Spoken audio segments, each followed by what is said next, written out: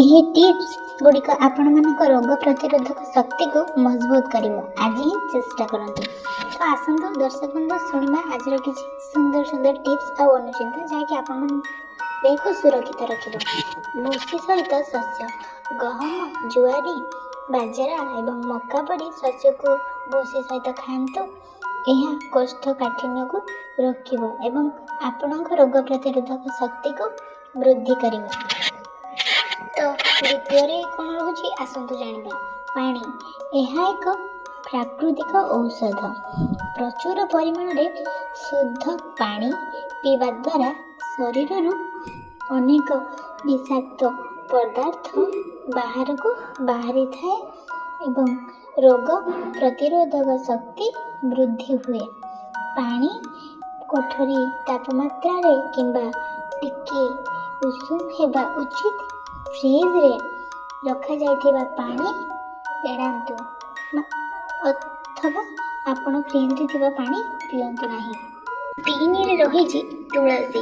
ତୁଳସୀର ନିଜସ୍ୱ ଧାର୍ମିକ ଗୁରୁତ୍ୱ ଅଛି, କିନ୍ତୁ ଏହା ଏକ ଆଣ୍ଟିବାୟୋଟିକ୍ ଯନ୍ତ୍ରଣା ନିବାରକ ଭାବରେ ମଧ୍ୟ ଲାଭଦାୟକ ଏବଂ ରୋଗ ପ୍ରତିରୋଧକ ଶକ୍ତି ବୃଦ୍ଧି କରେ। ପ୍ରତିଦିନ ସକାଳେ 3 ବା 5ଟି ତୁଳସୀ ପତ୍ର ସେବନ କରନ୍ତୁ। ଦେଖିବେ ଆପଣଙ୍କୁ ବହୁତ ହି ହାଲକା ଲାଗିବ।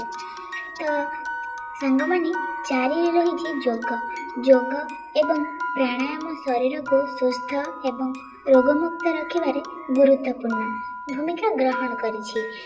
ଜଣେ ଜ୍ଞାନୀ ବ୍ୟକ୍ତିଙ୍କ ଠାରୁ ଶିଖନ୍ତୁ ଏବଂ ଘରେ ପ୍ରତିଦିନ ସେଗୁଡ଼ିକ ଅଭ୍ୟାସ କରନ୍ତୁ। ଦେଖିବେ ଆପଣଙ୍କ ଦେହକୁ ବହୁତ ହି ହାଲକା ଲାଗିବ। ତେବେ ଦର୍ଶକ ବନ୍ଧୁ ଆସନ୍ତୁ ଜାଣିବା କି 5 ନମ୍ବରରେ କ'ଣ ରହିଛି। ହସିବା। ହସିବା ହେଉଛି ବହୁତ ଗୁରୁତ୍ୱପୂର୍ଣ୍ଣ। ହସିବା ଦ୍ୱାରା ରକ୍ତ ସଞ୍ଚାଳନ ହୁଏ, ଉନ୍ନତ ହୁଏ ଏବଂ ଆମର ଶରୀରର ଅଧିକ ଅମ୍ଳଜାନ ଶୋଷଣ କରେ।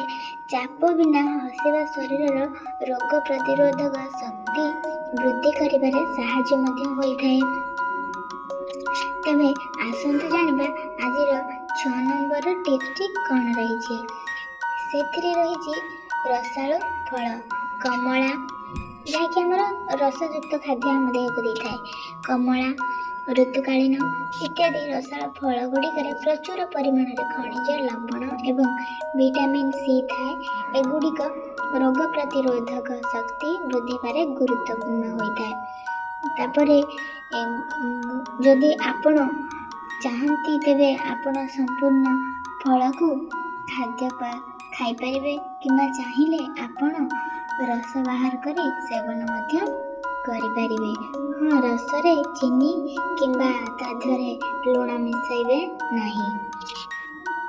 ଆଜିର 7 ନମ୍ବରର ଟିପ୍ସଟି ଆସନ୍ତୁ ଜାଣିବା କ'ଣ ରହିଛି।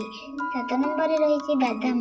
ଶୀତ ଋତୁରେ ବାଦାମ ଖାଇବା ଲାଭଦାୟକ ହୋଇଥାଏ।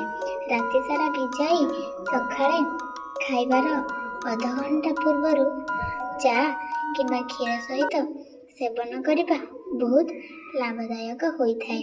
ତେବେ ଦର୍ଶକ ବନ୍ଧୁ ଆଜିର ଏହି ଆୟୁର୍ବେଦିକ ଉପଚାର ଆପଣମାନଙ୍କୁ କିପରି ଲାଗିଲା ଆଉ ଆପଣମାନେ ଏହାକୁ ନିଶ୍ଚିତ ଭାବରେ ଉପଯୋଗ କରନ୍ତୁ।